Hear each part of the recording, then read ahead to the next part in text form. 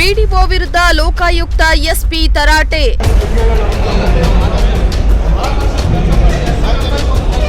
ಗ್ರಾಮ ಪಂಚಾಯಿತಿಯ ಅಧ್ಯಕ್ಷನ ಗಂಡನಿಂದಲೇ ದೂರು.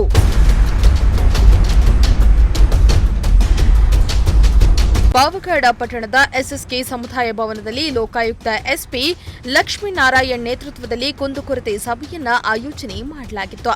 ಸಭೆಯಲ್ಲಿ ಜಿಲ್ಲಾ ಲೋಕಾಯುಕ್ತ ಡಿವೈಎಸ್ಪಿ ರಾಮಕೃಷ್ಣಪ್ಪ, ಇನ್ಸ್ಪೆಕ್ಟರ್ ಮೊಹಮ್ಮದ್ ಸಲೀಂ, ತಹಸೀಲ್ದಾರ್ ವರದರಾಜು, ಪುರಸಭೆ ಮುಖ್ಯಾಧಿಕಾರಿ ಜಾಫರ್ ಶರೀಫ್ ಸೇರಿ ಹಲವು ಅಧಿಕಾರಿಗಳು ಭಾಗಿಯಾಗಿದ್ದರು.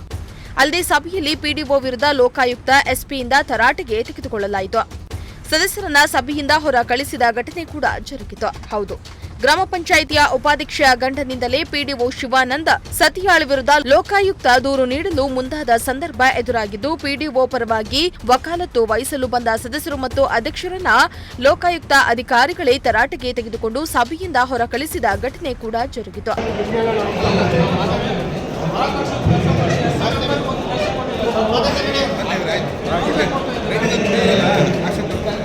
ಇನ್ನು ಸಭೆಯಲ್ಲಿ ಗ್ರಾಮ ಪಂಚಾಯಿತಿ ಪಿಡಿಒ ಶಿವಾನಂದ ಸತಿಯಾಳ್ ಅವರ ನಿರ್ಲಕ್ಷ್ಯತೆಯನ್ನ ದೃಢಪಡಿಸಿ ಅವರ ವಿರುದ್ಧ ನೋಟಿಸ್ ಜಾರಿ ಮಾಡಲು ಲೋಕಾಯುಕ್ತ ಎಸ್ಪಿ ಆದೇಶಿಸಿದ್ರು. ಸಭೆಯಲ್ಲಿ 22 ಅರ್ಜಿಗಳು ಮಾತ್ರ ಬಂದಿದ್ದು, ಪುರಸಭೆ ವಿರುದ್ಧ 2 ಅರ್ಜಿಗಳು, ಸರ್ವೆ ಇಲಾಖೆ ವಿರುದ್ಧ 1, ಪೊಲೀಸ್ ಇಲಾಖೆ ವಿರುದ್ಧ 3, ತಹಸೀಲ್ದಾರ್ ಇಲಾಖೆ ವಿರುದ್ಧ 5 ದೂರುಗಳು ಸೇರಿ ಒಟ್ಟು 22 ದೂರುಗಳ ಅರ್ಜಿಗಳು ಬಂದಿದ್ದು, ಅಹವಾಲನ್ನ ಸ್ವೀಕಾರ ಮಾಡಲಾಯಿತು.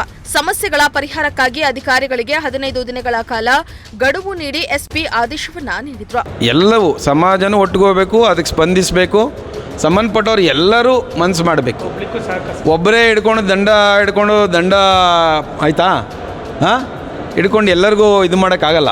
ಇದು ನಮ್ಮಲ್ಲಿ ಒಂದು ಜನಗಳಲ್ಲಿ ಒಂದು ಇದು ಬರಬೇಕು, ಅವೇರ್ನೆಸ್ ಆಯಿತಾ, ಅದು ಬರಬೇಕು. ಅವ್ರಿಗೇನು ಅಧಿಕಾರ ಇದೆ, ಅವ್ರೇನು ಕೇಳ್ಬೋದು ಅನ್ನೋದು ಬೇಕು.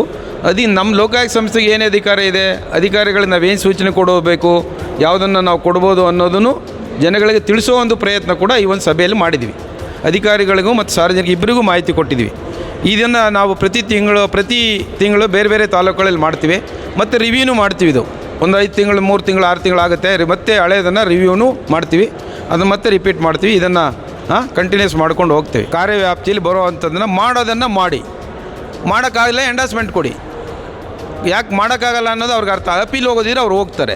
PDO ಜಾಸ್ತಿ ಇರ್ತದೆ. ಯಾವುದೋ ಎಕ್ಸೈಸ್ 1 ಬಂತು, ಯಾವುದೋ 30 ವರ್ಷದಿಂದ ಇದೆ ಅನ್ನೋದು ಅಂಗಡಿ ಶಿಫ್ಟ್ ಮಾಡೋವಂಥದ್ದು. ಅದು ಬಿಟ್ಟರೆ ಜಾಗ ಬಿಡ್ತಾಯಿಲ್ಲ, ರಸ್ತೆ ಕಾಮಗಾರಿಗಳ ಬಗ್ಗೆ. ಆಮೇಲೆ PDOಗಳು ನಮಗೆ RTIನಲ್ಲಿ ನಮಗೆ ಮಾಹಿತಿ ಕೊಡ್ತಾಯಿಲ್ಲ ಅನ್ನೋದು ಒಂದು 2-3 ಭಾಳ ಗುರುತರವಾಗಿ ಆರೋಪಗಳು ಮಾಡಿದ್ದಾರೆ ಅವರು, ಅವೆರಡು. ಅದು ಬಿಟ್ಟರೆ ಉಳಿದಂತೆ ಇಲ್ಲಿದ್ದಂಥ ಅಧಿಕಾರಿಗಳು ಭಾಳ ಸ್ಪಂದಿಸಿದ್ದಾರೆ.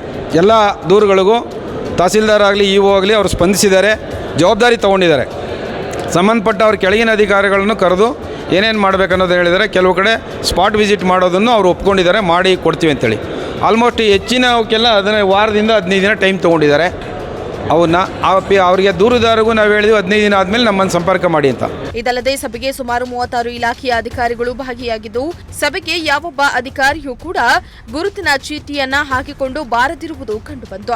ಜವಾಬ್ದಾರಿಯುತ ಸ್ಥಾನದಲ್ಲಿರೋರೇ ಈ ರೀತಿ ಮಾಡಿದ್ರೆ ಹೇಗೆ ಅನ್ನೋದು ಸಾರ್ವಜನಿಕರ ಪ್ರಶ್ನೆಯಾಗಿದೆ. ಇಮ್ರಾನುಲ್ಲಾ, ಪ್ರಜಾಶಕ್ತಿ ಟಿವಿ, ಪಾವಗಡ.